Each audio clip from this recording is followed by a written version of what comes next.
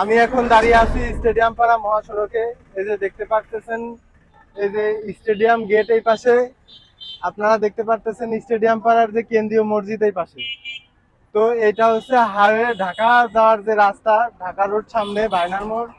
তো এইখানে আগে দুইটা ভিড় ছিল, এই পাশে ছিল একটা আর এই পাশে ছিল একটা।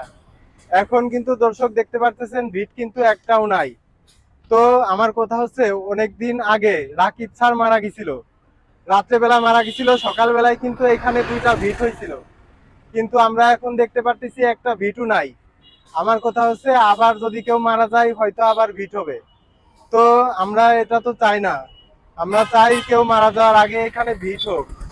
অবশ্যই যদি এখন কেউ মারা যায় অ্যাক্সিডেন্ট করে, কালকে এখানে ভিড় তৈরি হয়ে যাবে। আমরা এটা চাই না, আমরা চাই যে এখানে অনেক লোক পারাপার হয়। ইনি কিছু বলবে। হ্যাঁ ভাই বলেন। আসলে এই জায়গাটা দুটো বিট ছিল, একটা এই সাইডে আর একটা ওই সাইডে গতিরোধক। এদিক থেকে যখন গাড়ি আসতো তখন গতিরোধ করতো, এদিক থেকে গতিরোধ করতো, তাতে মানুষের পারাপারের একটা সুবিধা হতো। এখন এই রোড ডিভাইডার না থাকার কারণে এটা ঝুঁকিপূর্ণ হয়ে উঠেছে। যেহেতু এখানে চারটে রাস্তা, এদিকে স্টেডিয়াম, এদিকে শ্রীপুর রোড, মাগুরা শ্রীপুর রোড, রাস্তা পার হতে হলে আমাদের অপেক্ষা করতে হয় এবং এখানে অনেক যানজট বাঁধে।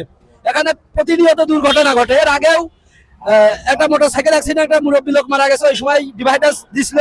এরপরে আবার নতুন এই কিছুদিন আগে রাস্তা করার কারণে ডিভাইডারটা উঠাই এনেছে, কিন্তু এই ডিভাইডারটা খুবই প্রয়োজন এখন।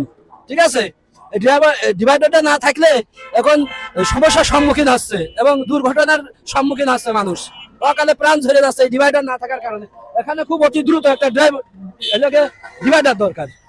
জি দর্শক, এই যে দেখতে পারলেন প্রকাশকারী এক ভাই আমাদের মতামত জানালো, এখানে দুইটা ভিট অবশ্যই দরকার।